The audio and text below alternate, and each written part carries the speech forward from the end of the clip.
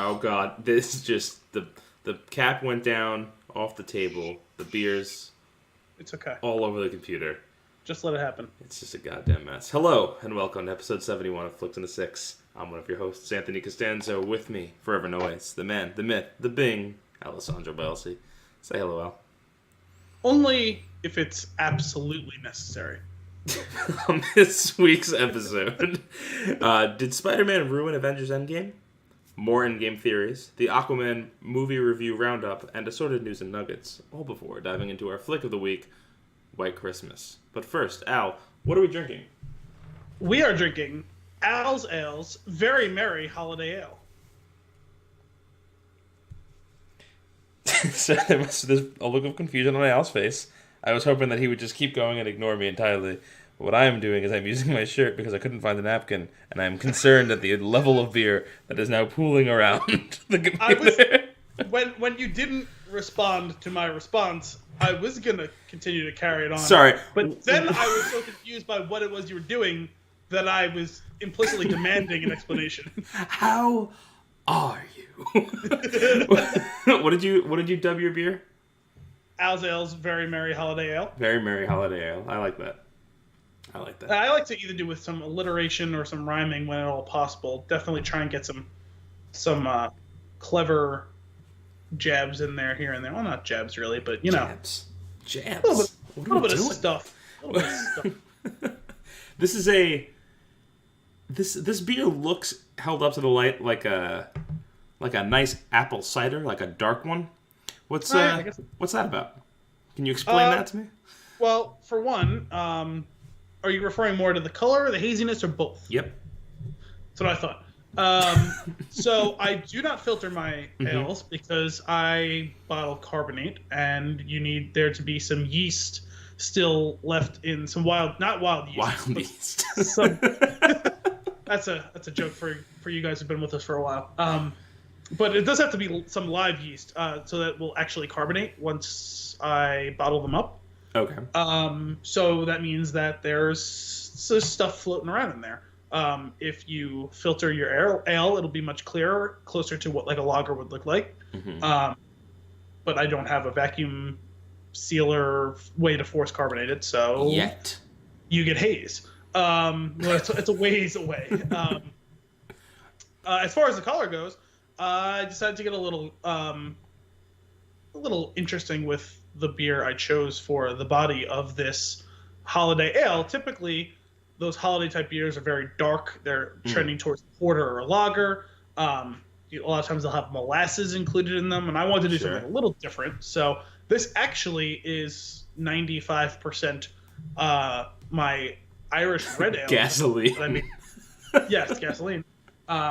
95% my Irish red ale that I made for St. Patrick's Day, because I thought that would go kind of cool with these spicings that I wanted to do that you find in a holiday ale. And this has some spices.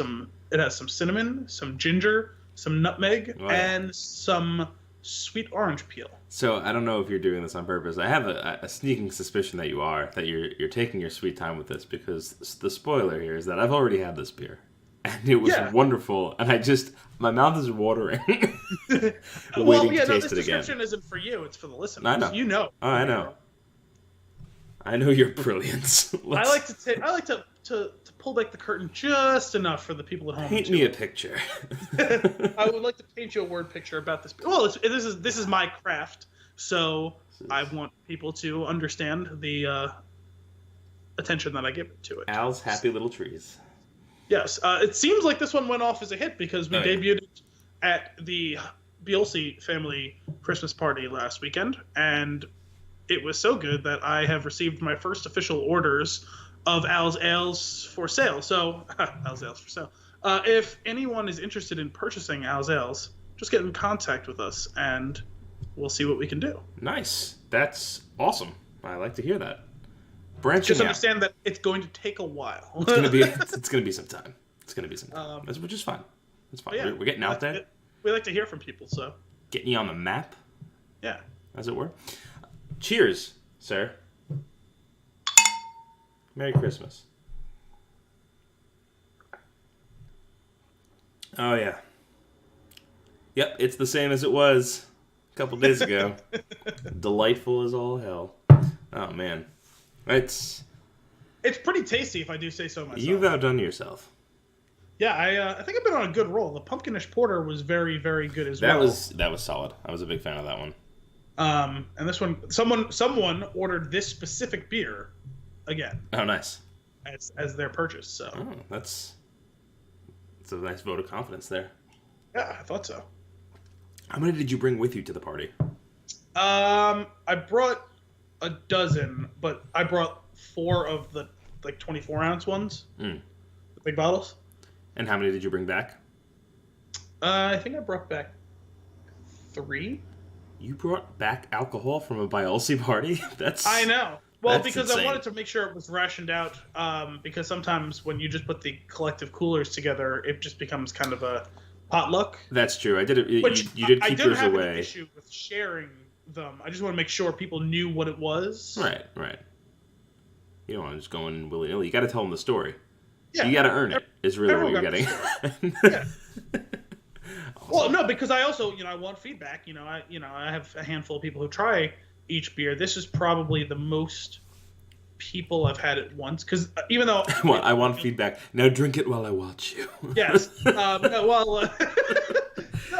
I only had 9 beers go out into the world. More than 9 people tried it. So fair. That's fair. There was some sharing that went on. Do you have a favorite of the ones that you've made? I feel like you've mentioned it before, but I can't remember. I think my porter is my favorite. Porter, that was both the regular and the pumpkinish, because Mm-hmm. it's the same beer. Just one of them had plus pumpkin, the squash and spicing involved with it. Sure. But yeah, I think that's my best recipe, and I've done it twice, and it's come out really well. This one though, has come out very well both times. I did tweak the recipe a bit for this one. But it was mostly just I wanted to get a little bit more head for the beer, and I succeeded in that, which is good. Especially, I think we talked about the last couple I had done had like a little to no head, and this one fared a little bit better in that realm. So for sure.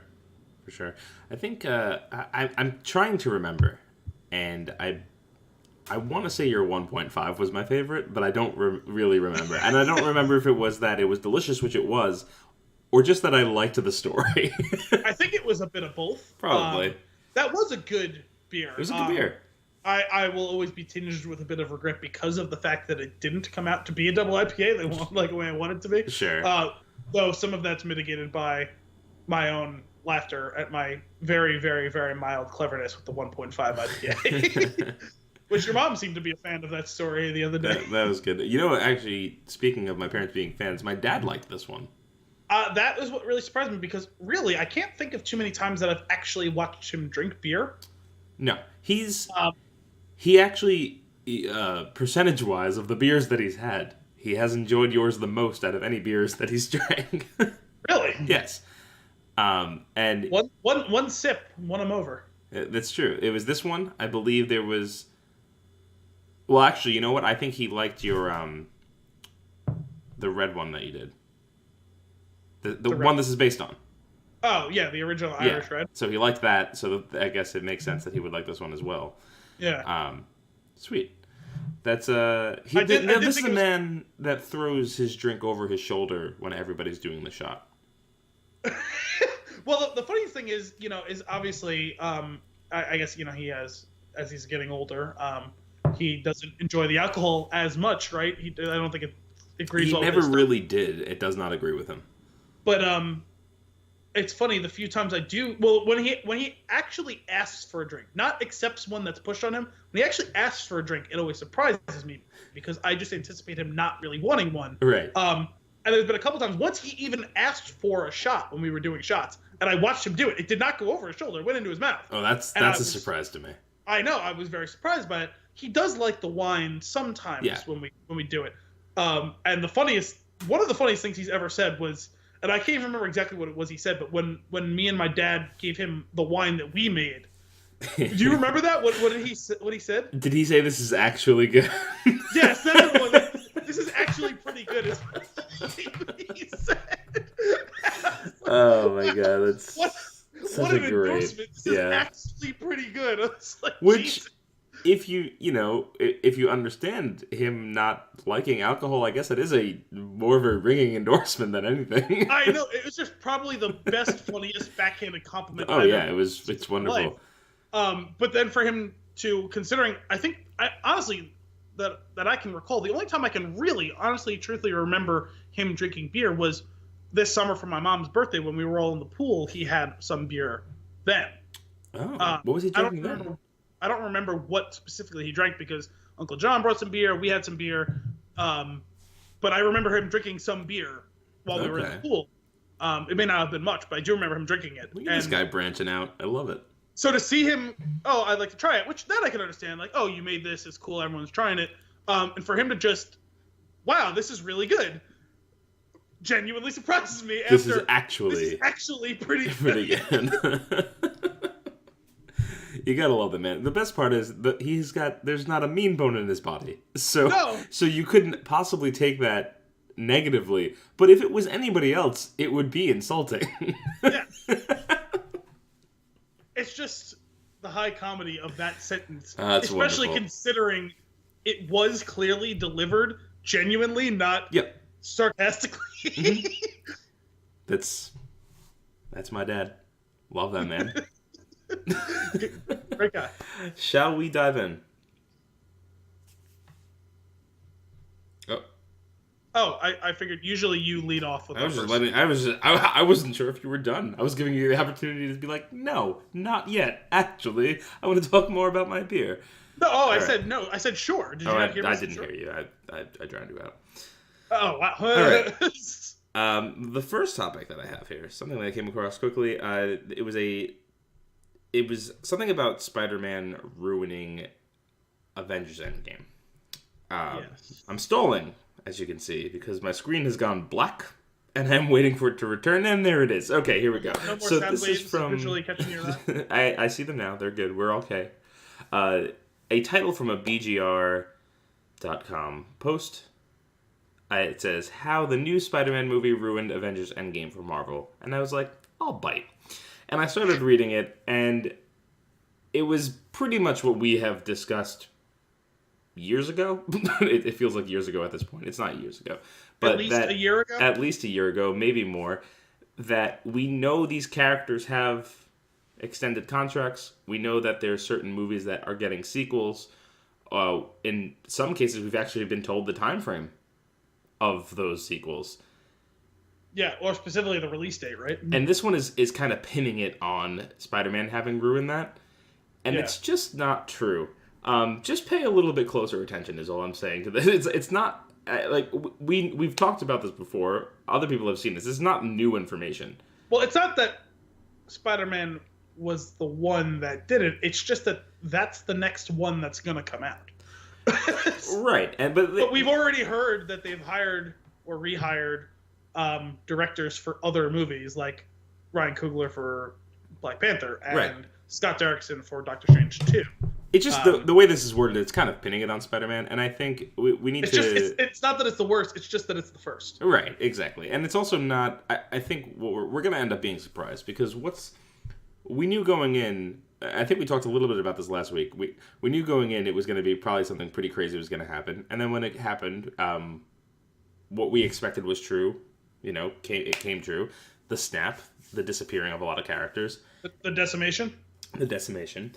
And it did hold weight just because of the way they made those characters disappear. The uncertainty of... It wasn't so much about the uncertainty of whether or not they're, they're gone or they'll come back. Like, we knew a lot of them will be back. We don't know that all of them will be back. But we do know that this is not really the example of what's going on. There's going to be a lot more to come in the next film, and that's really going to be what hits home. That's going to be have the emotional pull to it, I imagine. We're going to lose some people, and that's going to happen in the next one. To your point about knowing what's coming, it's kind of a corollary to that thing that we discussed, similar to Breaking Bad and Better Call Saul, where you can still have an effective momentous thing happen when even though you know the end goal is preordained, good writing and good acting will keep you enthralled. And the specifics of how it all went down at the end, who was chosen to leave and stay, and the way it was acted out and the way it was carried out on screen is what keeps you there, even though it may not be permanent. Same thing with why Better Call Saul can be like the best show on television. You know where Saul goes eventually. Right. But it's the writing and presenting it to you in a way that you don't expect that keeps you engaged. And yes, I completely agree. What's incredible about it, and I think this is the point to drive home, is you could try to pin this on Spider-Man being the thing that makes it not mean anything. But I would say that going into Avengers, we knew going into Infinity War, a lot of us knew there was going to be another Spider-Man movie. Most of us probably that are remotely entertained or interested in this storyline as a whole probably have a good idea of the news of what movies are coming down. And that being said, especially when they're given a specific release date. Sure, you know what I mean? exactly. They're on the sleeve. Right, and that being said, and knowing that's coming, that was still the most impactful disappearance because of the way that it was delivered. It was written, like you're saying, it was written tremendously, and the acting was heartbreaking. And what I'm really interested in is, in the next movie, there's going to be something that tops that emotionally because they have to. They one up themselves constantly. I don't know if they have to, but they better. They have to. They know they have to. What I'm excited to see is how they do it. I'm very curious to see what it is. And I think that's what I'm most excited about the new movie. And now, this leads me into the next thing, which was more in-game theories. So let's just piggybacking off of that. Not a day goes by that I don't see a headline, this fan theory, that fan theory, new fan theory. And it's this just fan theory on who saves Tony Stark. This fan theory on who's going to die. And this fan theory on how this person's going to die. And can you just... shh. You know? Like, just... No, I'm not even going to ask that. I would say just slow down. Mm-hmm. Like, I get you're going to do it. Let's just pace yourself slightly. If you throw out 1 million possibilities, one of you is probably going to be right. The old throw everything against the wall method. Right, exactly. And it's just like, it's not... early on, it's fun. As we're getting closer, and it's every 5 minutes that a new theory is surfaced, I'm just like, okay. And I'm not clicking on them or reading them anymore, just because I like where my headspace is with this movie right now, and where I think certain things are going to go, and I want to be wrong about some of them, so I'm excited for that. And I don't want to keep reading different possibilities. And then, honestly, there could be a potential negative side effect here where one of them is so good, which is, it's possible, where a theory is so good that doesn't pan out, it will take away from the story that they deliver if you're expecting that. Yes. So, I think that is what I caution against. I think that's a lot of the reasons that people were upset with The Last Jedi. Like, some people got so tied to their own imagined or preconceived notions of where it was going to go, and then when it didn't go there is, anger at that, which, I mean, I can understand that. I wouldn't say that I had any anger towards anything in that realm, but there were things that I kind of felt slightly let down by. Sure.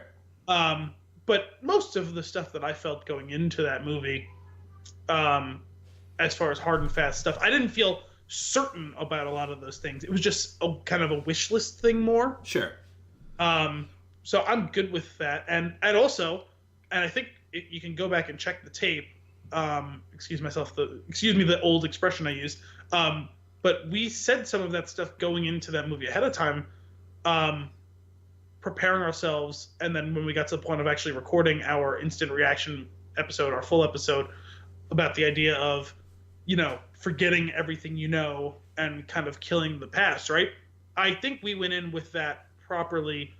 Like, it was so obviously accentuated in the trailers that you had to know that was going to be relevant, right? Mm-hmm. Mm-hmm. So I think some of that busting of your preconceived notions for those sorts of things, going in with certainty to some of this stuff, especially these big properties, they're not going to let you down with that sort of thing with the most obvious answer all the time. I mean, sometimes you're going to get it, right? Yeah. Because just logical process will take you there. But often it won't. Or at least often I hope it won't. Just you starting to talk about it I'm getting very, very excited for 9. And what I which want... is literally one whole year away. Right, which is nothing. And what I want to do for this episode, for 9, I think we need to do a 3-parter. We need to do a before, an immediate after, and then after a nap. I say nap because we don't actually go to sleep that night. We take a 2-hour nap and then go see it again. Well, we come home. This year we did the immediately after, because we didn't do that for Rogue One. Right. We did the immediately after we got home, which was immediately after about half an hour of us trying to just calm down, have a beer to calm the nerves, then have another beer during the episode. So we got a couple of beers plus mild exhaustion and that post-adrenaline rush hangover going on. It's a weird cocktail of chemicals in our body at that point. And then it's the 4 hours of sleep or 3 hours of sleep, whatever it was. It's really not many hours. Right. I know every time we do this, Force Awakens, Rogue One. Well, we didn't do the double feature for the Rogue One, but we did the double feature for the Force Awakens. We did the double feature for The Last Jedi. We were being wildly ambitious when we saw Rogue One. we look at it and we say, oh, yeah, we're going to see it at 10 o'clock, and it's going to be like a 2.5 hour movie, and we'll be home, and we'll be asleep at 1, and the next movie is at 11 o'clock. Oh, we're going to get 7-8 hours of sleep, and then 4 hours of sleep later. Right. Dreaming of Jedis and laser swords. I think we should do that. We should do that as one. You know what we'll do? We could release it as one episode, because we're probably gonna. If we do this, we'll be recording literally probably hours before we go see it, then directly after, and then a few hours after that. And we'll cut it up real nice. We'll put a couple of breaks in the middle, maybe do something fun in between. I think we can make a really nice episode 1 year from now. Wait, I think I like the idea of releasing all together a before and after with an interlude of not even us doing the show in any way, shape, or form, just a recording of us futzing around before we go to see the movie, right? While drinking a beer or something, and yes. then following that up with us oh my god. That's exactly what it's going to be like. And then having the next week be our normal formally recorded episode. We'll have to. That's a good idea, and we'll also have to. I think I'm going to have to take some of the recording equipment in the car, because that's where some of the gold happens. Is in the car on the way home. Those are the gold conversations. Or sometimes even in the parking lot right outside the car. Oh, it's so good. Yeah, it depends. Sometimes it's completely silent. Sometimes you can't say anything. We love The Last Jedi. Next story. I'm just going to keep throwing that in there because of all those silly haters. The next story here, the Aquaman review roundup. And the reason I'm bringing this up... Before we do that, can I just mention, it's the lowest stakes and purely an aesthetic thing. I really like the title card that they're using for the poster, that white with the word Aquaman, especially as they do it in the end of a trailer where it's the letters and they're pivoting with the water splashing around it. I don't know why, but I think it's really cool visually. It's fairly simple, but it works for me. I don't know why. I appreciate you finding something you like about this already. It could still be a shit movie, but I just think that's cool for some reason. Though I'm hearing it's not a shit movie. Right, but here's the weird thing. For every review, I've been coming across a lot of them. I'm not reading them too in depth. I'm only reading first paragraph and summaries, because I'm how I avoid things, and even though I wasn't originally not considering going to see this, I almost feel obligated at this point, so I will be seeing it. Well, I did hear one note today that you should see it in IMAX, so maybe that's what me and Dominic do next week. Okay, I think we can make that happen. There's the Palisades IMAX. That's IMAC. IMAX. That's right. One theater. Yeah. Yeah, I think we should make that happen. And we'll probably have a pseudo angry. Well, either way, that's going to be an angry episode. We're either going to be angry that we went through with it, or we're going to be angry that it was actually good. There's no way that we come out of this feeling good. I'm not going to be angry that it's good. Like retroactively angry? You mean that because everything else was shit? I think I might. Well, no, I think I might be angry because it would just further prove that we're going to stick in this weird limbo state that we're in. Yeah, because now I'm seeing something else. I want to get to your thing eventually, Yeah. but we keep having We'll ideas about it. This is what the show's all these about. Are good tangents. The last episode was 3 hours. These are good tangents that are actually tied to the subject matter. Right. Not me trying to change a light bulb.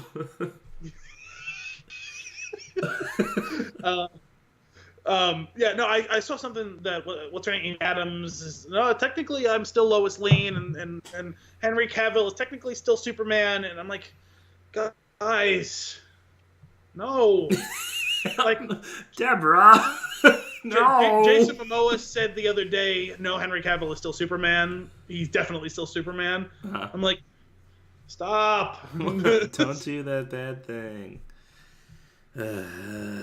Well, I give up on that side of it. But anyway, back to this. So what I was going to say was for every review that I've come across, there's been one that's like shocked at how good this movie is in the title. And the next one that I read is, this thing is a mess. And I've been going back and forth with a lot of it. Now here's what's weird.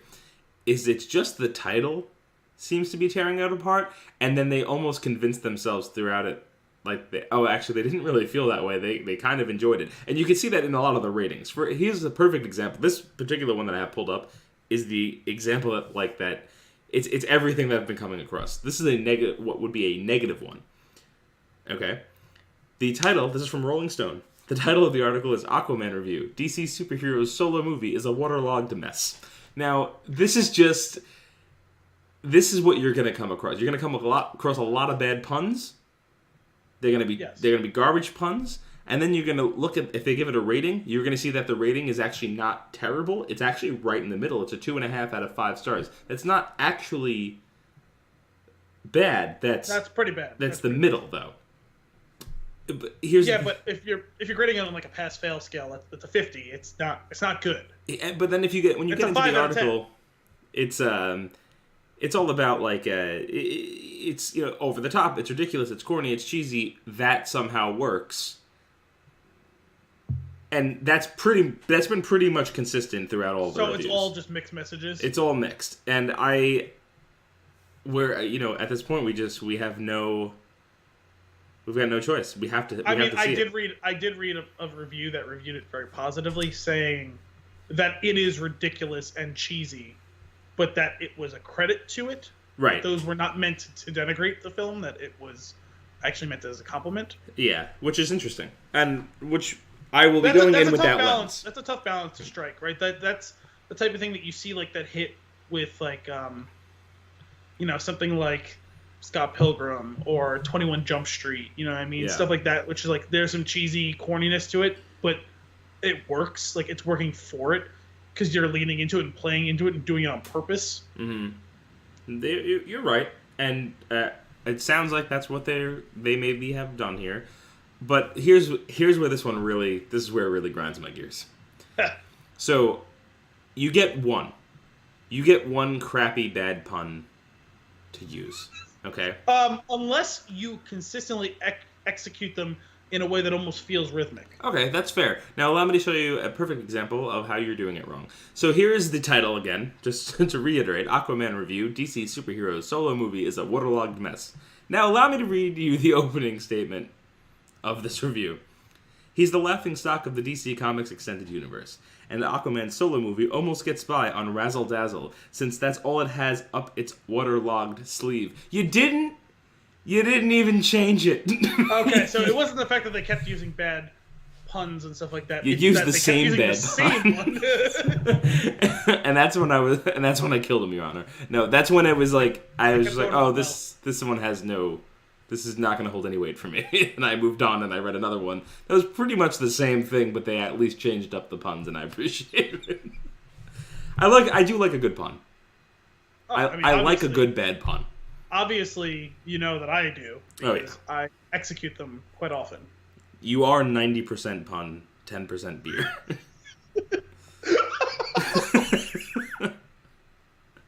This is what my legacy has come down to. This is my personal brand.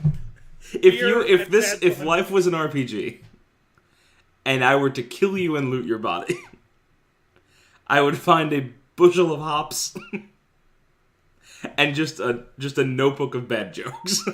Well, no, because the thing is, the problem is, as when you said that, like, if this was an RPG, and I'm thinking like my skill level. So it's like if you're playing Dungeons and Dragons, like that comes out to like me being like, and I don't think this is an actual class unless it was part of like some sort of expansion later on. But like I am the jester, like puns and like 90%, like his skill level 9 out of 10 puns. Like I can talk my way out of any situation with a joke. You know what I mean? Right. And also I brew a mean beer, which is good for morale of the questing party. But those are my only skills. You roll your die to see how your joke lands, and you roll a 1, and it's like, you said waterlogged twice, and they killed you. Yes. Oh Lord. Okay, that was it for me. So let's go on to your news and nuggets. We need to do a better job of spacing this out. It's not working as a you do all yours. We gotta alternate. Well, the thing is, they all rolled into each other. Okay, that's fair. Going back to Star Wars, the Clone Wars trailer, which you seem to be a pretty big fan of. I really liked it, and I had no business. It was actually very entertaining, and you know what it is? We've talked about this before. We've talked about this on all of our Star Wars episodes. God damn, is that music good? And when that music kicks in, I want to rip my hair out. I'm so excited, and I realize that all this means is I have a lot of homework to do. Yes, but you still need to finish. I've got so many things to finish. You never watched any of the Clone Wars? I think I maybe watched an episode. So I told you to finish watching Rebels before you dived into Resistance, although ultimately that doesn't matter that much so far. Right. But you're going to be missing a fair amount of crucial context in Clone Wars, or in Rebels, not having watched Clone Wars, because there's a bunch of characters. Whoa. When I grew up, you watched the middle first.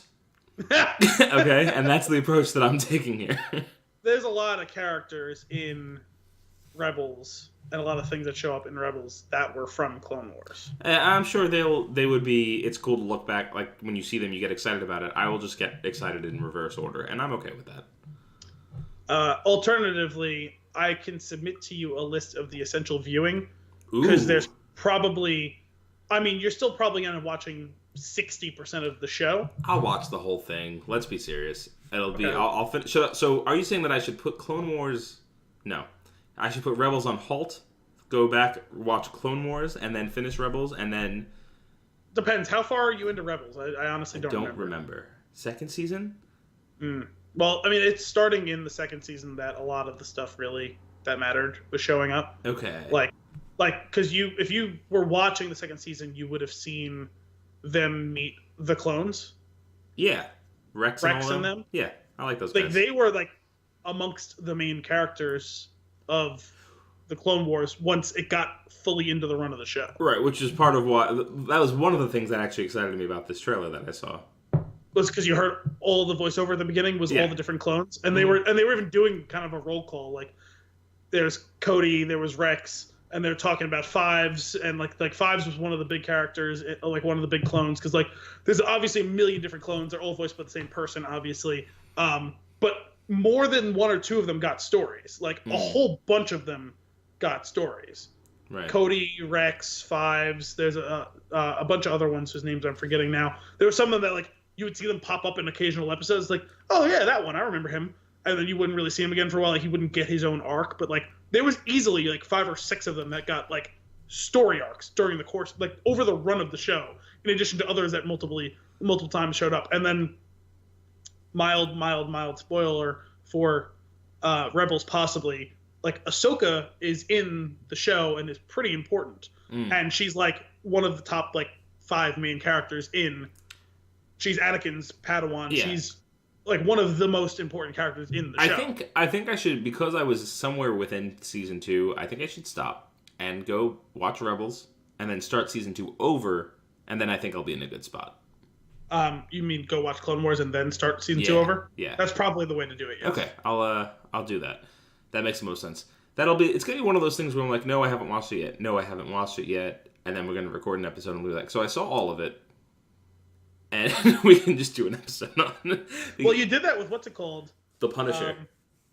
Yeah, you did that with the... No, actually, I wasn't even thinking about that. You did that with Better Call Saul, where all of a sudden you'd watch I was just a season and a half. Like, God, the show is so good. Yeah, no, that's probably the way to do it. But anyway, yeah, going back to the trailer specifically, like I said to you earlier, that specifically those first, like, 30 seconds or so of it, I was ready to run through a goddamn brick wall. Yeah. I was jacked up. You jacked up. The anticipation was building. The anticipation was building. I felt like I needed to do activities. Like I needed to clear myself some room for more activities. Some kicks. There were some army men that went on. You went in the garage. You did some karate. Exactly. I was ready to go. Now, that hashtag at the end, was it Save Clone Wars? Yeah, because that was a campaign online that was going on for a while, and then they announced. I guess it was at Star Wars Day earlier this year, right? That they announced it was coming back. Yeah, I think so. It's been a while since it was announced. I think it was in May when they did the Star Wars Day, May 4th. Yeah. That's Star Wars celebration around Star Wars Day. That sounds right. Is that when you hold that giant, like, crystally orb up in the air on Naboo? No, that's Life Day. Oh, okay. It's not the same thing? Not the same thing. All right. Life Day. Go on. Moving on to the next thing. Have you been watching? Have you been listening to the show Villains on the Ringer? Podcast? I've so far listened to I listened to the first one, and I listened to the Killmonger one, and the Killmonger follow-up, the bonus episode. I haven't listened to the other ones yet. I've been enjoying the show. I've discussed this. Pretty good. It's entertaining. I could kind of take or leave the host himself, but the show itself I've been enjoying. Right, I'm completely with you on that. And that's probably, unless you're a big Shea Serrano fan, it's probably the consensus feeling on the thing. But I was surprised by the last 2 episodes. I would not have guessed Coco, of all movies. Yeah, that was... I saw that show up, and I was like, ooh, okay. I didn't see the movie, so some of it was lost on me, but I did find the conversation interesting. Okay. And then I was genuinely surprised. They said it was going to be a revenge movie. I was like, oh, I wonder what this will be. Amy Dunn from Gone Girl. That surprised me a lot. And then once I thought about it, I was like, no, this is the perfect one. Yep. And I just found any conversation about that movie is interesting to me. Yeah. And one of the specific thing I wanted to highlight from it was there was I don't know if it's one that they've done throughout the show or if it was one specific to that episode, but talking about the casting, if there's anyone else you'd prefer to cast in the main cast if you were the one making the movie. And for the 2 leads, that was the role Ben Affleck was born to play. Further burnishing my unified theory on Ben Affleck. It was his finest work because it was the one that required the least work of him. So not in a million years would I change that casting, despite how much I hate him. That being said, prior to that movie, I didn't really have that much exposure to Rosamund Pike's work outside of Die Another Day. I'm pretty sure that was really the only thing I had seen her in prior to watching Gone Girl. And she freaking crushed that. Yeah. She was that good of an actress because I just saw her play a Bond girl. That was a role. Yeah. I would never, having seen it, I would not retroactively recast it because I don't know who else would be able to crush it the way she did. I'm sure there's plenty of other great actresses that could do it. She just owned it so much that I'm a little worried about what type of person she is. You were really great in that movie. This concerns me. A little too great. Can you pick up that phone so that I can speak to you through this glass? Yeah, that movie was that is not a rewatch within the same decade type of movie. Oh no, I've watched it several times. It's a great movie. Now I'm questioning you and how you're doing because it's a dark one. It's good. Yeah, Yeah, it was dark. It's a great movie. I read the book too. I've read all of Gillian Flynn's books. That one is the best or second best of them. Okay. I'm torn between that one and Dark Places. That was Dark Places. I will eventually listen to the episode.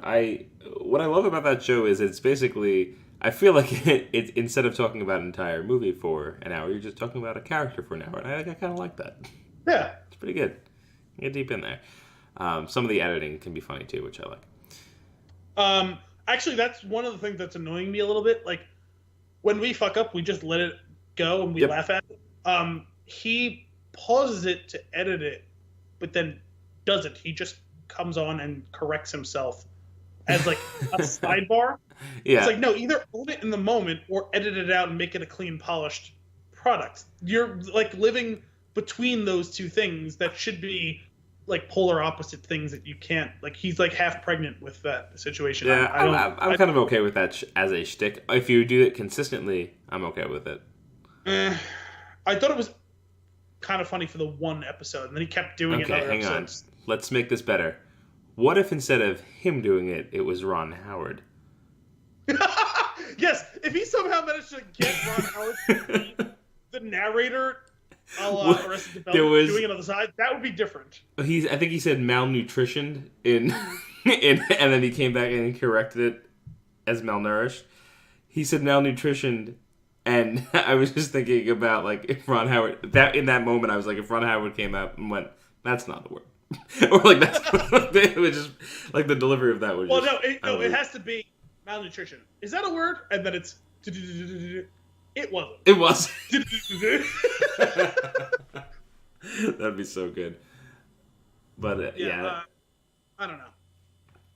Overall, it's an entertaining listen.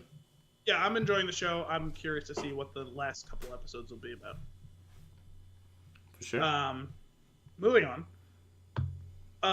Sopranos update. Ooh. Is this what we're watching? Yes, this is what I told you a few weeks ago I was going to start watching that. Panda Watch. Panda Watch. Get out of here. That panda jerk. You're making me look stupid.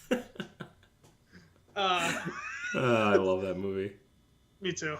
So I've been watching Sopranos. I am almost 2.5 seasons through.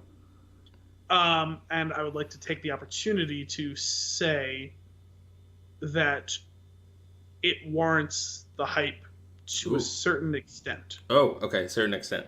Guys, everyone, calm down. Relax. Just let me finish my thoughts. For those of you that are left listening. Those of you left listening. It is a great show. At the same time, slightly overrated. Okay. It's achieved this mythological status of untouchably the greatest show ever in a lot of circles. Sure. I kind of expected that to be the case. It definitely warrants its presence in the Hall of Fame, in the pantheon of the greatest shows. Okay. I take issue with calling it unquestionably the best. I have minor issues with a little bit of what's gone on in the run of it. In particular, it's possibly egregious use of dream sequences. Oh no. Every good show has a good dream sequence at some point. This one has a lot of them. And the problem I have with really any dream sequences and things is no one actually dreams with that level of detail and specificity. Which it does like every other episode. And also, multiple times we have, like, everyone is a fucking expert on what dreams mean in this show. Or at least the multiple psychiatrists in the show are. And it's not even that they parse it, it's how quickly they do it. It's just a bit pretentious. Okay. But that's a relatively minor gripe, really. Other than that, the show is excellent. It's well written, very well written in some ways.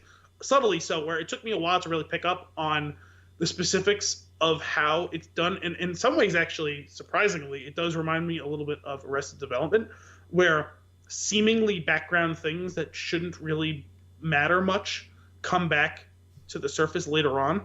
Okay. In a way that's relevant and doesn't feel like it's jerking you around. Okay. Which I appreciate that attention to detail. Yeah. And it's very well acted, even if some of these people are playing caricatures of real human beings. They really, really lean into, the mobster thing. Sure. The stereotypical, New York, New Jersey mobster thing.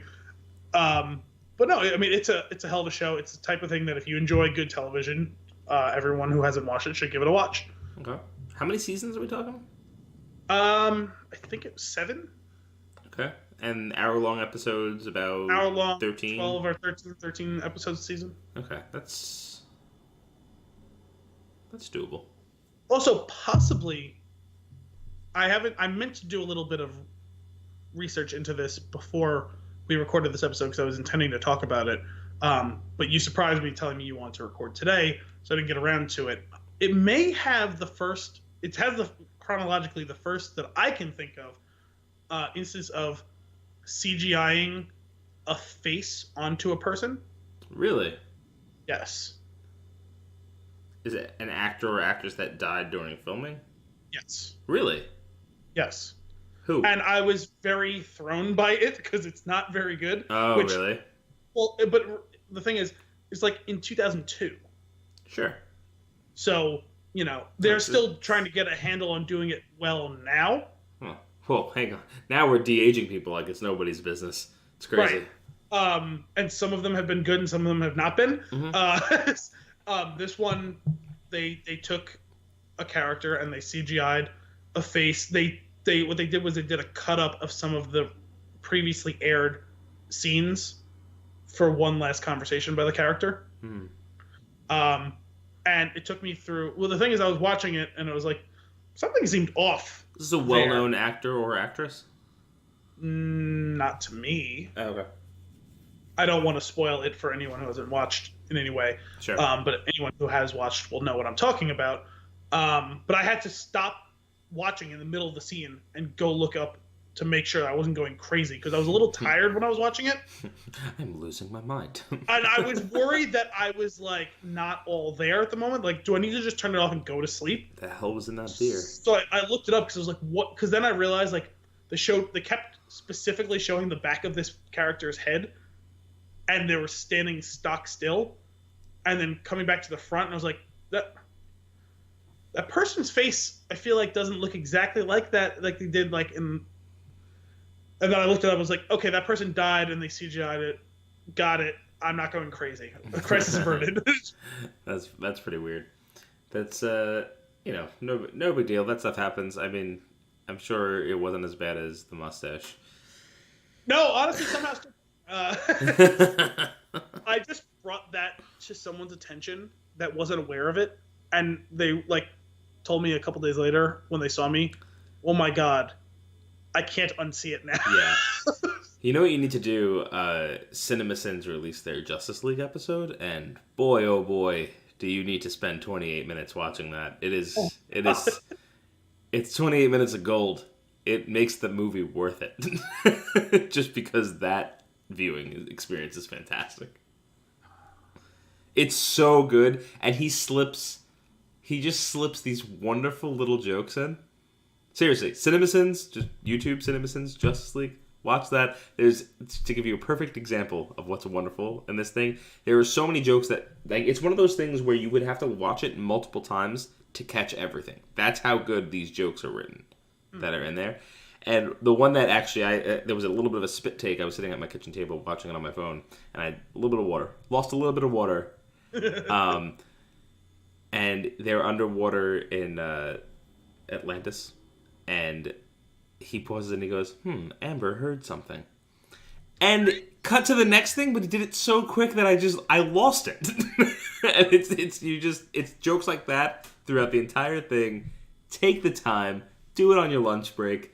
It's so much fun. I love those episodes. They're so good. CinemaSins. I usually don't want to get into it's a half-hour episode like that. Yeah. I do enjoy the idea of it, but my mileage ends with it after about 8 minutes. That's fair. I feel like over time they've gotten a lot better though, where it feels very much like this show, where we plan what we have scheduled to talk about is like a tight 45 minutes. And then but what we end up later. talking about is 3 hours long. And Guys, I feel we like need a producer. If anyone produces, we need a producer. They get into like I feel like there's certain ones that they probably could have skipped through it and gotten the point across.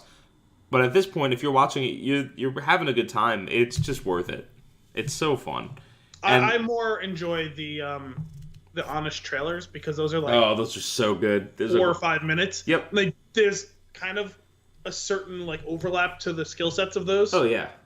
And it's just like a more tightly like edited, like easily digested piece of media because like I'll listen to stuff like if I'm in the car or if I'm doing stuff like I'll listen to that's honestly the podcasting I've been guys. It only took us recording a podcast for nearly 2 years for me to actually start listening to other podcasts.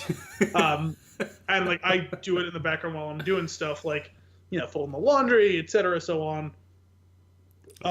It's a lot easier to just sit down and listen to something while I'm doing something else than it is to sit down and watch a half-hour video on something. That's why I love podcasts. It's great. But like I said, if you have time, when you're sitting in bed later, right, and you're not quite ready to fall asleep, put this on, and it's gonna prevent you from falling asleep. Like that's like you're gonna be laughing. You're gonna probably wake up other people. Well, I don't know. Last week when we recorded, I didn't go to bed until like 2 a.m., so I may not do that. It was like 2 a.m. the next day, though. It was absurd.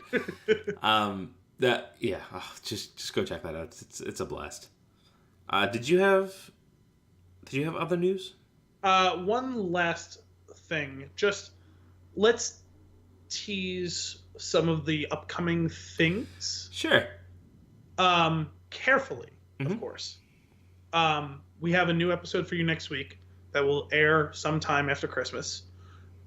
We will not be telling you what that episode is. You will just have to listen to it. The write-ups I normally do for the synopsis of the episode will be in a very different format. I will not be telling you what the episode is. Just listen. It's our shortest episode. It's only about 40 minutes long or so. I think you will all enjoy it. Possibly our misery will be the reason you enjoy it. We are going to be doing other episodes coming after that. I guess we'll probably record an Aquaman episode to be released after New Year's, correct? Yeah, it sounds like that'll be our first in-person in a while. Which I guess will be a little bit different because we probably won't really have news because it'll be old news at that point. Maybe nuggets. Put some stuff more in. Than news. Yeah. And Find in addition, starting with that episode, we might start to polish up our product slightly. Correct? There's gonna be some changes in the new year. Yes. Learning some new skills. We're gonna start busting some of those out. Also, having you and me around here to do show stuff. That's probably the right time for us to finally debut our Untapped list. Oh yeah, that's a good idea. Let's kick off the new year right. Yeah. I like it. Those of you who've been following us, some of you have asked us to keep a running log of our beers on Untapped so you have easy access when you're going shopping, and we would be happy to oblige. It just requires us to sit down and do it for like 15 minutes. So we're gonna go do that. Yeah, we have all the content. We can backfill that sucker. Yes. All right. Yeah, that's gonna be good. We got some stuff. This show is not stopping. It's reaching new heights. Yes. Slowly. Whatever that means. Surely. I actually thought of one last... Reaching new heights or reaching new depths? Yes. It's quantum realm. There's one last thing that came up because I just thought about it while you were talking about The Sopranos, things we're watching. Let's stick with that topic for 1 second. I have been watching a lot of Christmas movies. Like, just... too many. Like I've just been pumping them out. It's been great. Every year I think about like, I want to watch this movie, that movie, this, and it's like one of those things where you think about all the stuff you want to do and then you never do it, right? I still can't believe you never watched White Christmas until it's crazy. That'll be a yearly thing now.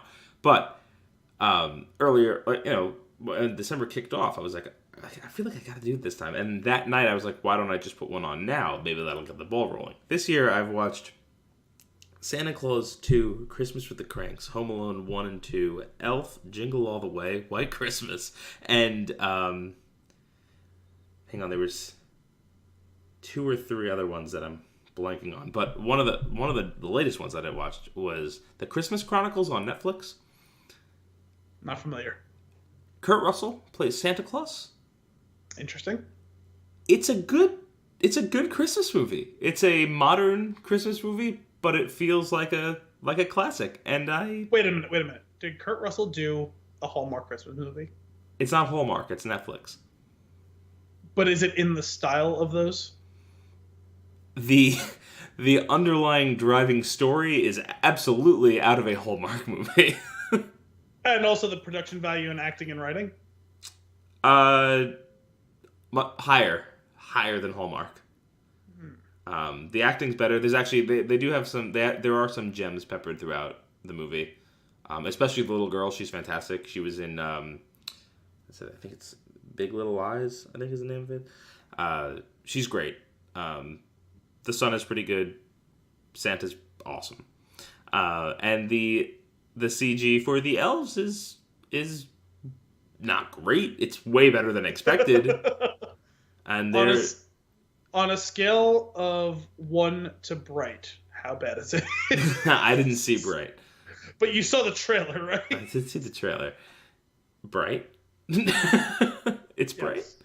No, it was very entertaining. I would give it a watch. I don't think it's very long. I feel like it was like an hour or 40 maybe. Good movie. It was fun. I had to rewatch the last 30 minutes because Kim fell asleep. Oh, Winston's in it also, and he plays a cop. So he's just fantastic. I still can't get over that Nick Miller is playing Spider-Man, which I'm hearing amazing things about. Hearing amazing Spider-Man things. That was unintentional. Okay, so maybe we should see that as well. Okay, let's see if we can get that to happen. I really want to see that movie. I'm actually very excited about it. Yeah, I'm hearing great things. Also, surprisingly, hearing really great things about Bumblebee. Really? Yes. Huh. I'm shocked by that one. I am also shocked. The most shocked I was someone that I follow on Twitter who is probably in the top 5 biggest fans of Transformers. Like, Transformers, not the movies that Michael Bay made. Right. Like, all of the existence of it in its cartoon show, its comics, the toys, everything. It's someone who writes, his name is David Willis. He writes a webcomic that's fairly popular on the internet. Huge nerd. And he loathes all the Michael Bay Transformer movies, and everyone who is apparently that sort of Transformers fan, of the original content, hates those movies. Mm-hmm. He loved this movie. Did Michael Bay do this one too? He may be a producer, but I don't think he directed it. Interesting. Is it tied to the other ones? Is it before? I think it's a loosely related prequel. What does that even mean, Al? What do those words even mean? That it technically exists within that franchise, but that there's very little overlap. Are they trying to distance it, but they're afraid to pull the plug? Yes, I think so. Then grow a pair of balls and call me when the movie's done. Well, it's basically just DC. Mandy, you know how to say the right words to make me want to watch the movie. I'm not. I didn't say I was hyped to go see it because I was in no way, shape, or form. I still haven't seen the last. I only saw the first 2 Transformers. I never even saw 3 or Extinction or Extension or the one with the mechanical asshole under the sea. I didn't see any of those. Okay, so now I'm just hearing Under the Sea, playing in the background. I don't think I saw the last one. Something last night. The night. Yes. The last night. Last night. The last. What's his name's Anthony Hopkins' paycheck. I didn't see that one. And I don't think that I will be seeing Bumble. If we hear from more sources that Bumblebee is worth the watch, that'll probably be like a late night HBO on demand. Well, what I saw. I'll watch this now. what I saw referenced, which I'm going to drag this out as I look it up right now. What I saw Sure. referenced, and I don't know if it's true until when I look it up right now, was I think it was reviewed really well on Rotten Tomatoes. Okay. 93%. Really? That's what really surprised me. Huh. I'm getting more interested. Let's see how this Aquaman viewing turns out. That'll determine whether or not I go see this movie. Conversely, Aquaman has a 69 rating. Nice. Okay, so that's you're stupid. Spider-Man Into the Spider-Verse 97%. Nice. That I'm excited about. See that movie, man. I'm very much looking forward to that. I was listening to the album the other day while I was working, and Kim was like, "What are you listening to?" This isn't what you normally listen to. And I was like, yes, it's very different. Ugh, Mortal Engine's got a 27. That's deeply unfortunate. That's fair, because it looked like hot trash. Not because I particularly cared to see it. I just didn't want to see Peter Jackson do something that bad. Or Hugo Weaving to be tainted by that because he did a favor for Peter Jackson. What are you going to do? I don't know. Not see the movie. Not see it, obviously. No, hell no. God no.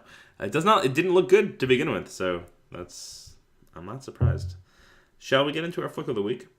Let us. So this one's a gem. This is White Christmas, one of Al's favorite Christmas movie. Top 2 favorite, yes. Top 2. If you had to gun to your head, which one do you pick? Which one would I pick? Yeah. It's entirely dependent on mood, because the two of Okay, them how are about wild. this? Well, then I guess you could flip that on its head. I feel like if we were doing like a desert island pick, where you get to take one Christmas movie with you, you would probably take the other one for the laughter. Yes, the other one would provide greater entertainment value, correct. But, having a rough time, need a heartfelt, warm movie, maybe you'll watch this one. Maybe I want to sing along. I was whistling all the songs while I was waiting for you. That's true. So, White Christmas came out in 1954. And it holds up. Wasn't that the first ever movie in VistaVision? It was. I'm glad that you brought that up. As they plastered that across the screen, it came out of the screen at you.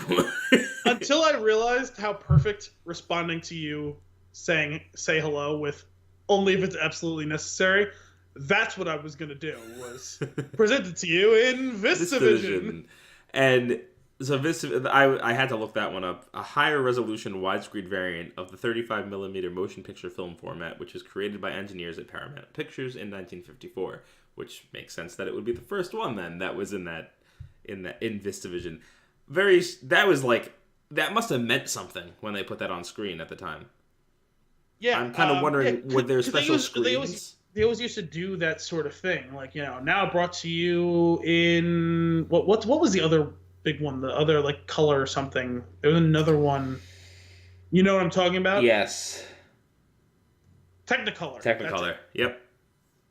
Color brought to you by Technicolor or something like that was a big one on all those old movies that when colored movies was becoming the standard. I know that they had been doing it for before that, but there was still more viable to make the movies in black and white, or sometimes they would re-release it later on, coloring it up.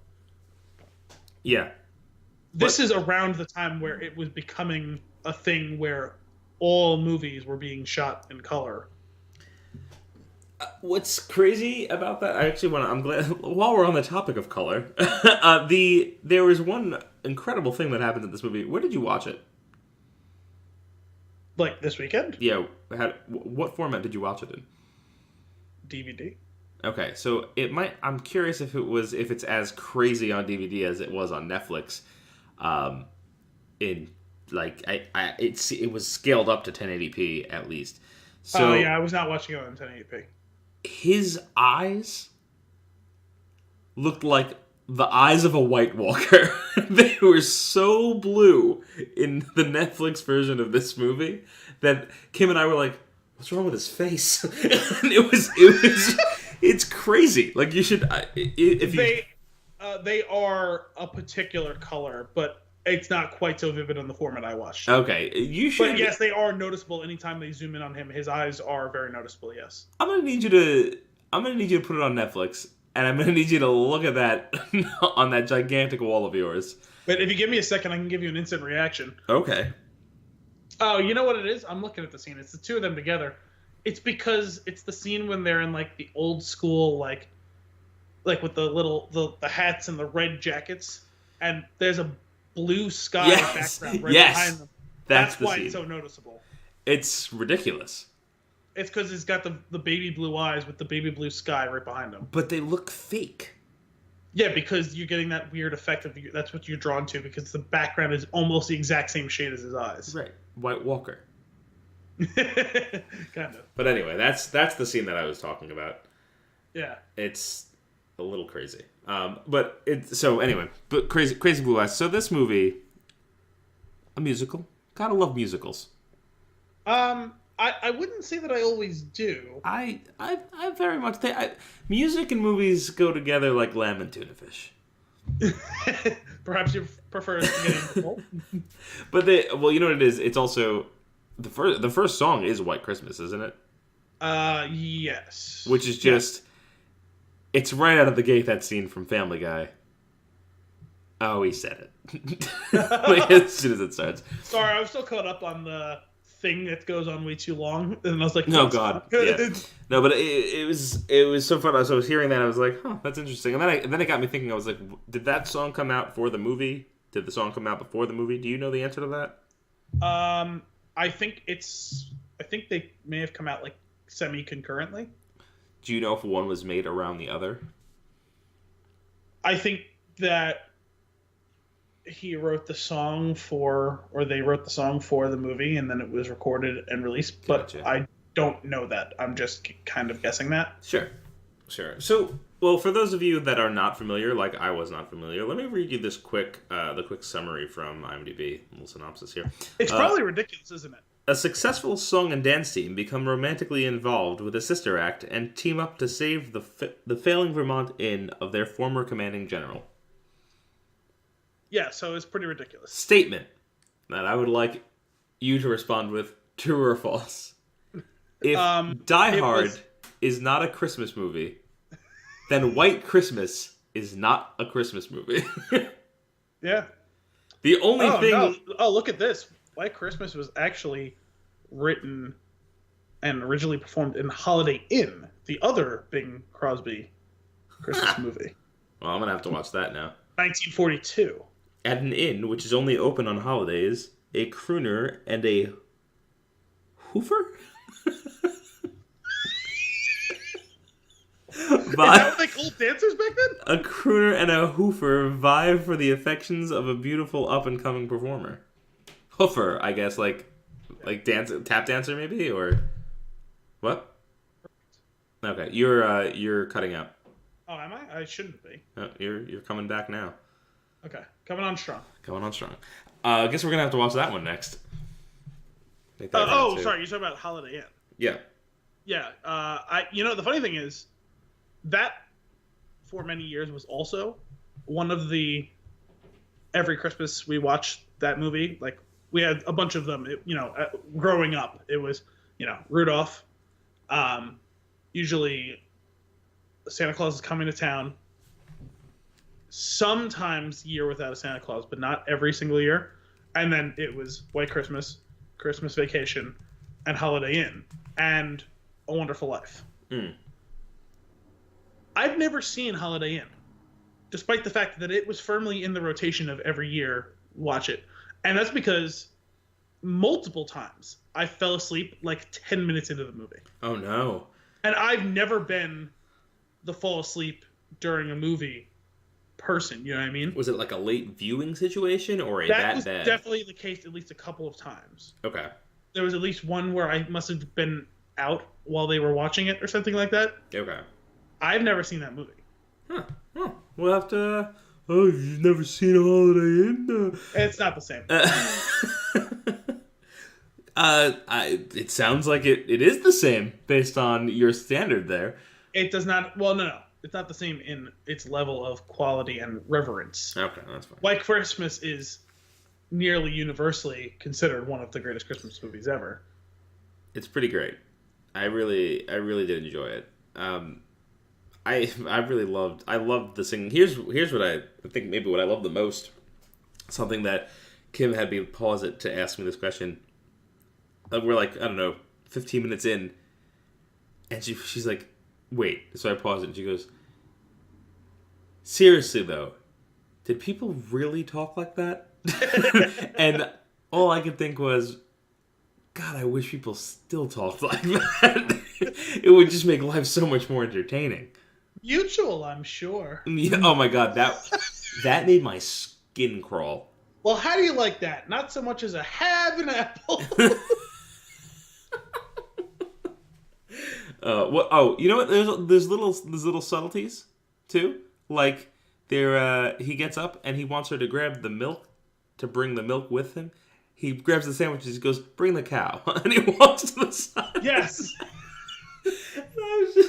I just was hysterical laughing. Actually, this, despite the fact that it's kind of a little bit of the cheesy, typical boy meets girl, they fight, they fall in love type of situation, right? Mm-hmm. In a lot of ways, and it's that whole heartstrings, holiday type of movie. There are a lot of subtleties to this movie as well. Oh yeah, there's like some classic excellent writing stuff.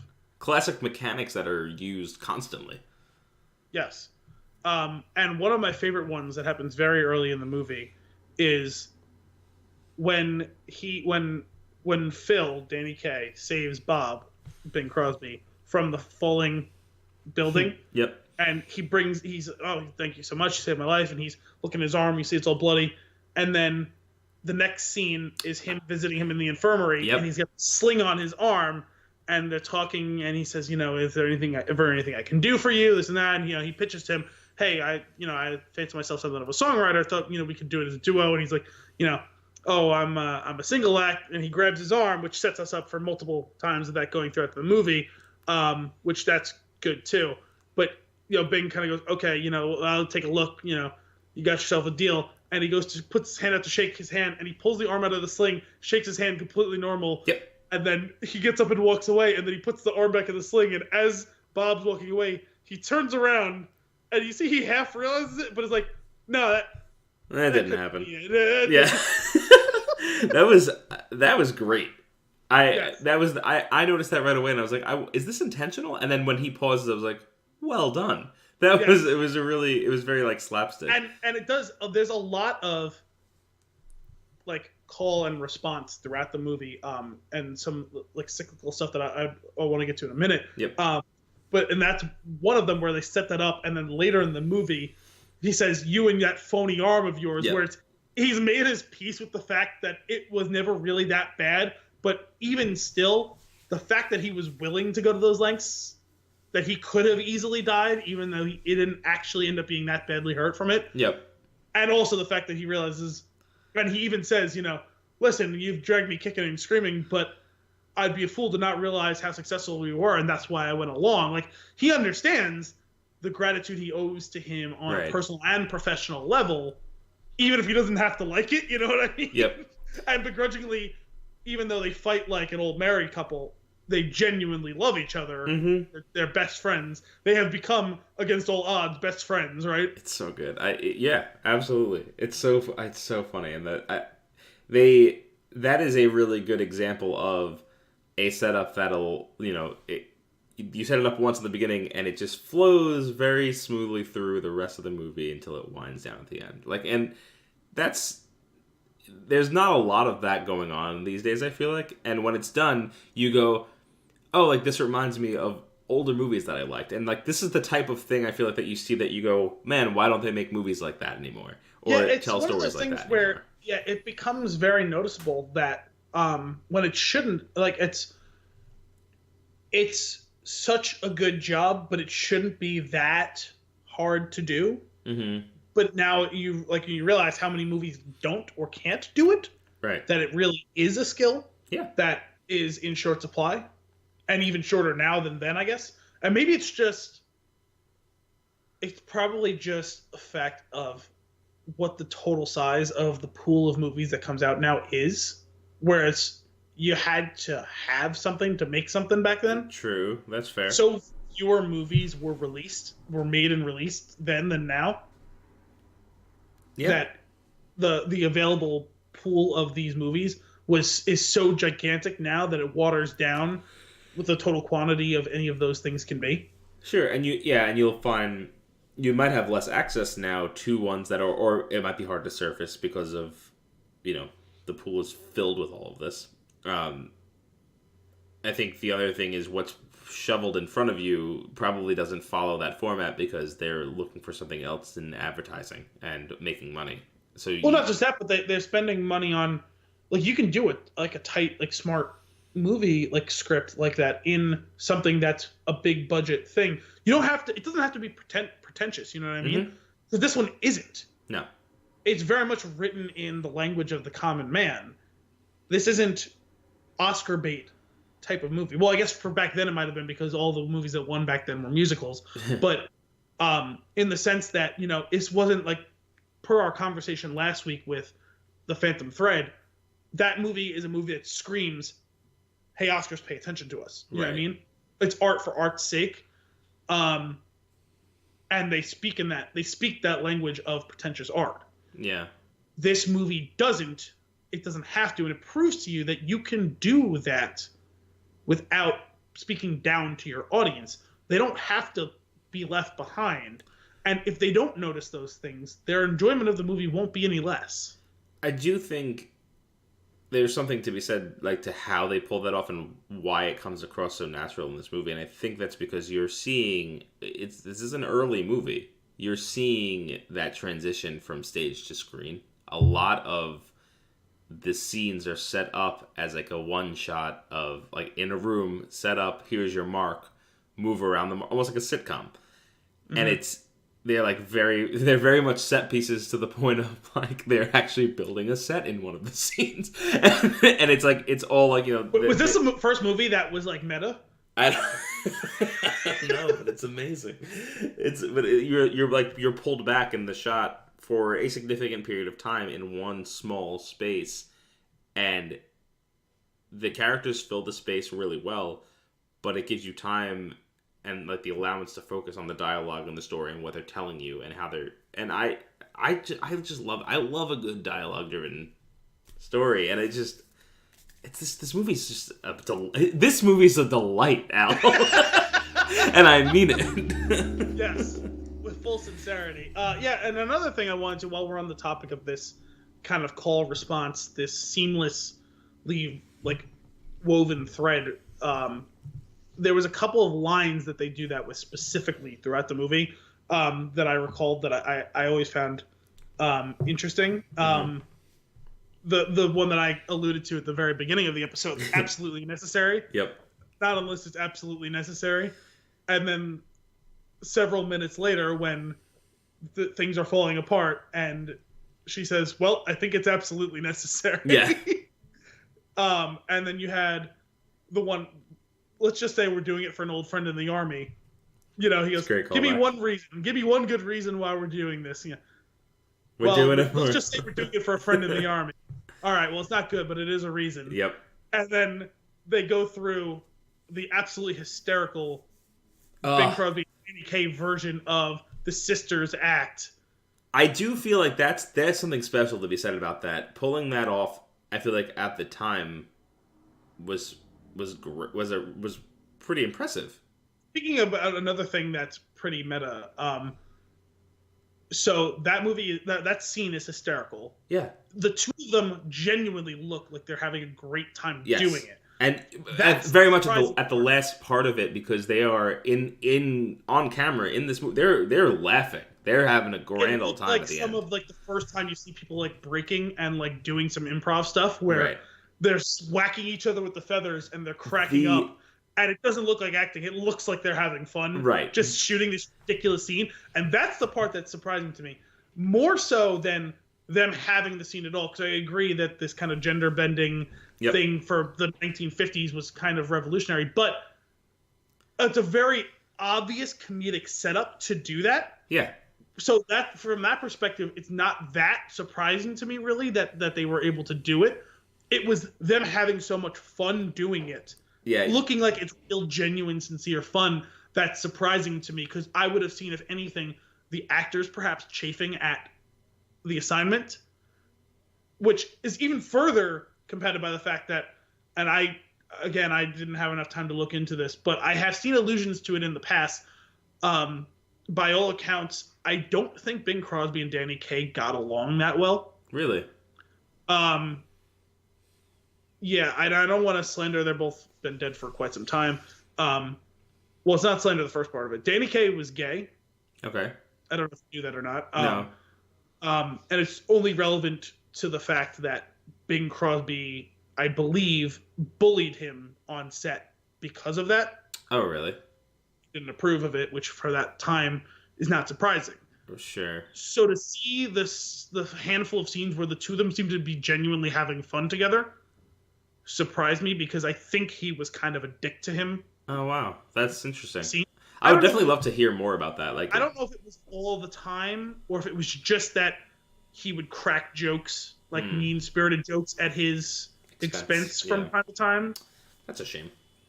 Yeah. But then going back to it, like you said, though, having a genuinely good time, when it's him, Danny Kaye hitting Bing with the feathers, that is so clearly not directed that way. Yeah. It's so good. And like, you're having a good time because of it. Like you feel like you're in the crowd that's watching them. It's they do a very good job. Yeah. So it's so entertaining. There's a couple of I got one other item, like movie mechanic, the classic misunderstanding of the conversation that's overheard on the phone, which we're set up for early on. Although that one actually points me to something that pisses me off about movies, and I guess it's a tale as all the time, but when that goes on for too long. Not just that, but when there's a specific willful, there's the specific willful, I'm not going to air my grievance. Yeah, that definitely bothers for the sake of the plot. For the sake of the plot. Yeah. It's the same thing I brought up with Fantastic Beasts that drove me nuts. Kind of the other side of the coin where he's trying to explain himself and the other person won't. Right. Refuses to let the person finish before. You can categorically reject or deny what the person says. Let them finish the sentence. Yeah. But it won't for plot or for the butt end of a joke type of thing. This is the same thing when someone specifically, when repeatedly asked to air the grievance, refuses to for plot's sake, does drive me a little nuts. It's something that still goes on now and apparently was still going on 60 years ago. Sure. The only thing that I'll give it is that so what we're talking, of course, is about the I can't remember her name. Actually, you know what? Until you said Bob before, I forgot that Bing Crosby's name was Bob in the movie. And it's then Bob Wallace and Phil Davis. Yeah. So Betty doesn't overhear him on the phone, but the innkeeper's Emma, the innkeeper, or the maid, or not the maid, she hears them. Yeah, she likes to listen to calls. She overhears the conversation, but the problem is she only overhears half the conversation. Right, and hangs up before the finale. She knows what she's doing is wrong, so when she hears someone walking, she slams the receiver down so no one sees her overhearing. So she overhears the Ed Sullivan, wasn't that who it was? The Ed Sullivan show? I think so. She overhears him pitching this big, kind of shitty thing, right? That they're gonna do, and she hangs up right before Bob admonishes him and says, "No, that's exactly the opposite of how and why I want to do this thing." And you see how Ed Harrison, is that what it was? Ed Harrison. Yeah. He specifically goes against that and reveals how true his intentions are, and we miss out on that very important context as she goes then and starts spreading these rumors around indignantly, which is what pisses off Betty, rightfully so. Right. Emma was right in the story. Totally understand why that would upset her. So here's the thing, though. Now that you've caught us up, she's misinformed, and I think the only reason why I'm willing to give it a little bit of leeway is that we do know that Betty has not traditionally been in relationships. She doesn't traditionally fall for guys. So this is we don't know the backstory there. Maybe she has in the past and it hasn't worked out or something bad has happened. So if you wanted to go into like deep within the character, you could think, oh, maybe, this is the first time that she's trusting someone. He's not lying to her, but he's withholding the truth. And it's like, this is why I don't do this. And she's done. She's had her experiences and she's ready. She's like, I'm out of here. And I can get it from that point. But to your point, bringing it up constantly, it's very clear in those scenes that he doesn't know what's going on, but we also are taking that as we know that he doesn't know what's going on, but she can think of it as he's just kind of playing stupid. Yes. The only thing about that, though, is that specific part of it plays fine if this is a long-running relationship with a person continually lying and letting the person down. Sure. And you realize they're good at lying. And he's about 3 days into their relationship, though. Yeah, 3 days into their relationship. And he's not, in any way, shape, or form, to this point, proven to be a liar or manipulator. There's no reason for her to not trust him. Right. To at least give him the benefit of the doubt for the moment of let him explain himself. And he's so genuinely confused by what's going on, you think she would relent enough to at least, even if she was going to do it passive-aggressively, you know what I mean? Yeah. Speak her mind on the issue and see where the chips fall. Because we've all been there, right? Where you have that feeling of, whether it be a relationship, like a potential romantic relationship or a friendship or a mentorship type thing, where you put someone up on a pedestal and then you find out that person might be letting you down. Mm-hmm. And you feel that betrayal and hurt, which is what she was going through, right? But at the same time, you don't want it to be that way and end that way, so you'll cling to anything, right? Yeah. So you'd think she would attempt to cling to it by asking, even if she comes on too strong with how she asks. You know what I mean? Sure, which is the only reason, like I say, that I'm willing to give her the benefit of the doubt as a character, is that we don't know her backstory. We do know that she's hesitant to be in a relationship. So I can make my peace chalking it up to that she's had a bad experience to the point where she's not willing to give it that. Sure, it's just for a movie that was so well written in so many other ways. It seems like a flaw. A fairly glaring instance of them getting it wrong. That's fair. Yeah, that's totally fair. And what was driving me crazy is I actually was extremely tense in that situation while she's leaving and getting on the train, and he's still trying to talk to her, and the train goes, and I'm like, the reason why that scene held so much weight is there's no cell phone. No.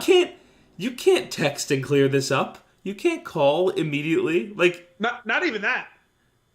I'm going to the city. Right. Pretty big place. Where? Where in the city? Because the best thing is, or the worst thing, she doesn't know where she's going. Right. She just knows that she's going. That is also, I got a little screwed up with the timeline there for a minute, because then he goes to the city and then he sees her performing. It moves pretty quick. And I'm like, did you also, they're flipping back and forth between Vermont and New York, right? Like, pretty fast. Well, I mean, it doesn't really take that much to take a train from Vermont to New York. How long does it take? I mean, it's almost the exact drive that we used to do every year for Christmas. Right. It's like a 7-hour drive. Right. So what I'm saying, it's one day's train. It seems like it's that night is when the thing is. It's not true. It seems like that night is when the thing is going to be. It's very obviously like over the course of like a week. Right. But it does feel like it's the next day. Yeah, because the pacing it's so funny that I'm like, man, she got a show real quick. Like her own show with writing and choreography. Like, which she knows already. Like 12 hours? Yeah. But that definitely, that threw me for sure. And then I liked the reveal, like the surprise that she learned what was going on and came back while he's on stage. That was fun. Yes. That was very entertaining to watch. Man, and it's funny because you get like a series of those things, right? Where it's like he has all the men to surprise the general, and she is also coming back to surprise him all at the same time. It's like an inception of surprises. Man, can we talk about the general for a minute? We'll follow the old man wherever he wants to go. Oh my god, what a great song! That song that he sings at the end about like what do you do with the general? Yeah, Stops being a general. It's heartbreaking, but it's so well done. It's very moving, and it's like it's pretty crazy. Like it's a snapshot in time, but themes that carry over generations. It was really well done, and that like if you don't feel emotional or you don't have a little tear welling up in your eye by like the end of that, I feel like you might be dead inside. Here comes the general, and they all say General who. Yeah, they're delighted that he came, but they can't recall his name. It's so terrible. It's so bad. What a great movie. I really enjoyed this one. I really appreciate you bringing this one up. Yeah, I mean, it is a genuinely great movie, nostalgia aside. Yeah, absolutely. I am proof that it holds up because I have not seen it before. Yeah, which is what surprised me. I assumed, and maybe I don't know if I just misheard it or just what I wanted to hear. I thought when I brought it up a few weeks ago that it was I thought it was like one of those things where like oh, you saw it like once as a kid, but like don't remember it type of things. No. But as revealed to you at the Christmas party, I wasn't even aware it was a movie. Yeah, wait, you mean that song? Yeah, exactly. There's so many good little things, and there was another one actually going back to the symmetry, like the poetry of the way the movie is written. When they do the song, "The Best Things Happen When You're Dancing," when they meet the sisters for the first time, they do that whole. That's the biggest like set piece that they let Danny Kaye and Vera Ellen dance together in, and it's incredible what the two of them can do in that scene. The whole thing, the best things happen when you're dancing, and they have the whole song going along. And then when they have the fake proposal at the end, and he's stumbling his way through the speech, he says, "Well, I don't know if the best things happen when you're dancing," and it's like it's just another one of those little things that it's like it has no business to be that cleverly and seamlessly woven together. It's great. A great callback is hard to do, and they do it right multiple times. Well, and the thing is, that's one that I missed through many viewings of this movie. It's something that I only specifically stumbled on that line a few years ago. Okay. Because we're talking about my like real memories of this movie over 20 years. Sure. And I probably not. I was saying from start to finish, but I've seen this movie over 20 times. Like it's more. I've averaged more than once a year seeing some of this movie. I'm very well versed in the nuances of the movie at this point. And that there's still little things that you can pick out of a movie like this. Like that's one of them that I find, and even as far as musicals go, this one felt more seamlessly the way that the music and the story wove in and out together, where it's much more natural. Because a lot of times you kind of have to suspend disbelief, right? Mm-hmm. When you're when you're talking about watching musicals, it's like where like one of those scenes where it's like they start their big musical number and then like they're on a street and there's like 500 people singing and dancing along with it, and it's like this is beyond ridiculous. They wrote why it makes sense into the script itself, and I think that's brilliant. Two things. One, the transitions are so seamless in a way that I can't even describe. I don't have the language to describe how it is that they were able to pull it off, where it feels so natural. And then two, by giving these characters the fact that they are all stage performers, right, it makes it almost believable that they specifically would break out in the song and dance together, and that it wouldn't be weird because that's almost another language that they speak amongst themselves. I'm glad you said that, because it is the only reason why the snow song on the train isn't weird. Because by all accounts, that song is weird as hell, and it's not very good, but it's really funny, and it works because they're all singers. Yeah, because like, have you ever been around people who sing or play instruments who aren't like, in a band together, but like all of them play, and they just kind of harmonize together? Yep. Like that's what I've done that there. with the people I work with. It's They very just weird. took it to another level, right? Mm-hmm. And then I was thinking, I thought about it for a second. I was like, oh boy, this song is strange. And I was like, well, it kind of makes sense. And I was like, also, you're on this train to Vermont. You're probably bored as hell. Like this is great.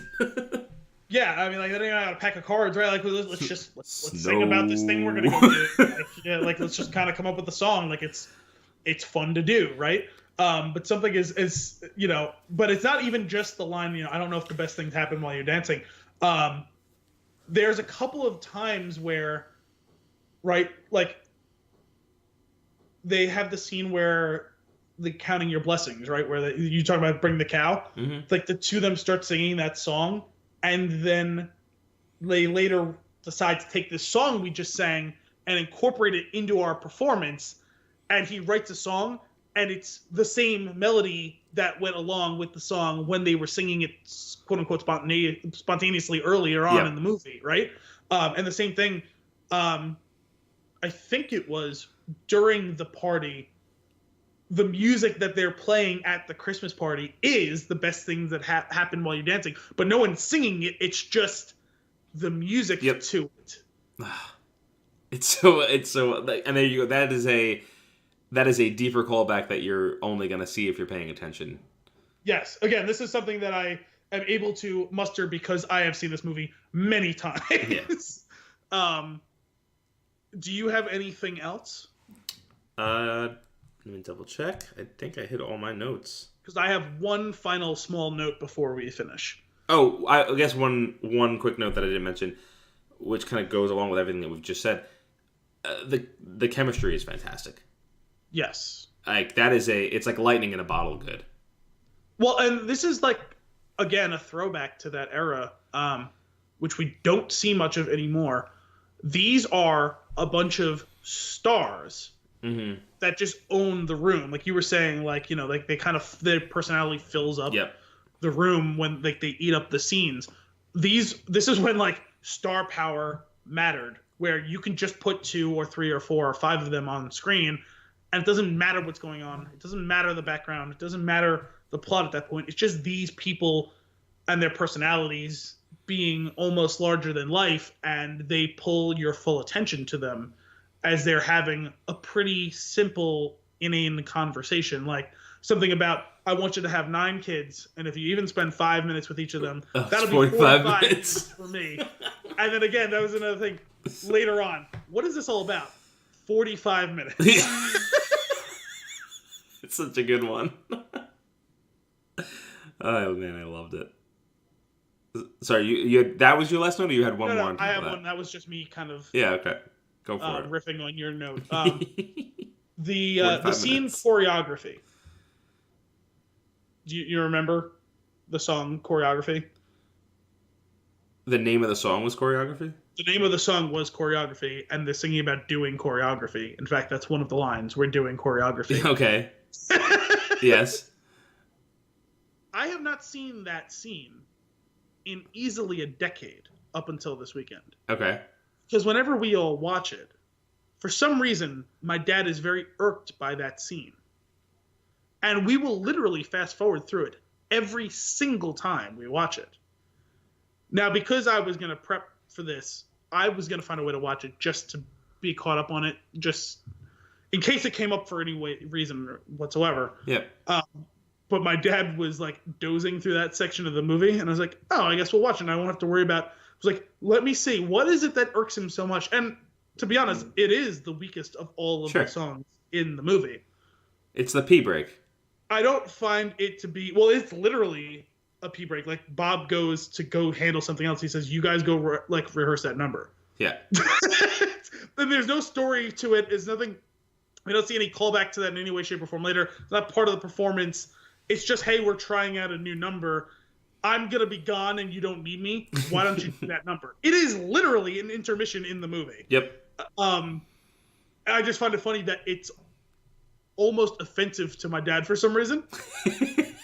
Despite there being nothing offensive in any way, shape, or form to anyone's sensibilities in it, other than that it is the weakest of He's songs, just bored. He was just straight up bored while that scene is going. Like it's boredom in the sense that it's probably the only time in the movie that momentum comes to a complete stop. Yeah, no, that's totally fair. While there is so much movement on screen, it's crazy to talk about how momentum has ceased. But yes, there's no plot or story to it. It's not part of the montage of scenes of them bringing in the cast and crew and getting the new, like, there's the other one that they do that's got like the minstrel show that they don't end up using later, but that scene in its own is the first time that they get all the cast and crew up there to rehearse together the way they said they're going to do, and you get to see another big standout performance, especially the one by Vera Ellen, and you see the idea of them calling back the minstrel shows and all that sort of stuff. Yeah. And that kicks off the next stage of the story as well when that scene is over.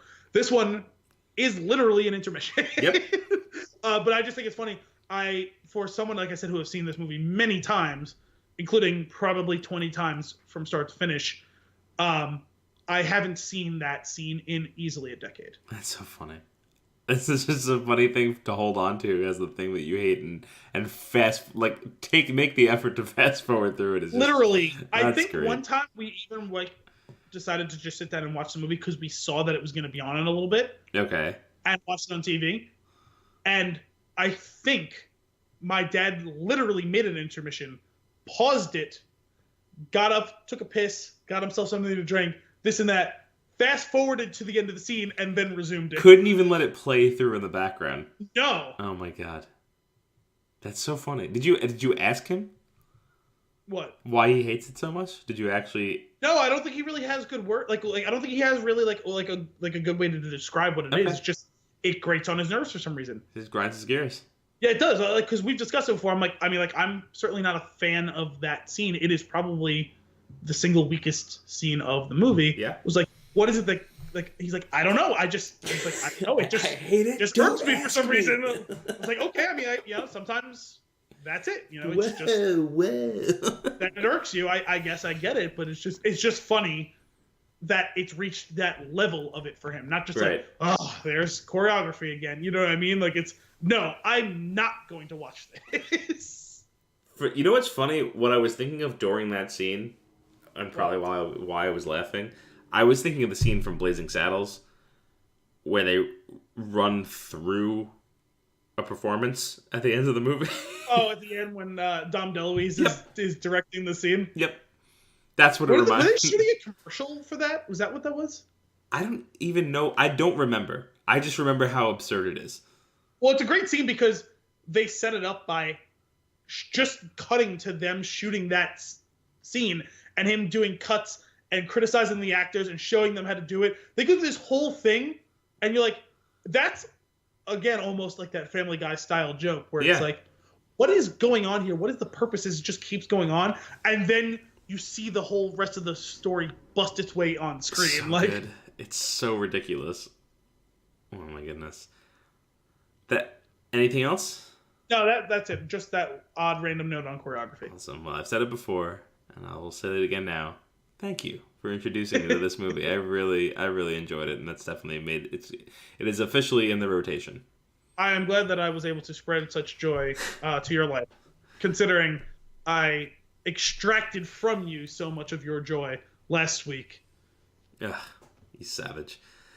That's it for this week's episode of Flix and the Six. Thanks for joining us. We'll be back next week for our long-awaited holiday spectacular. Until then, I'm Anthony Costanzo. And I'm Alessandro Biolsi. Cheers.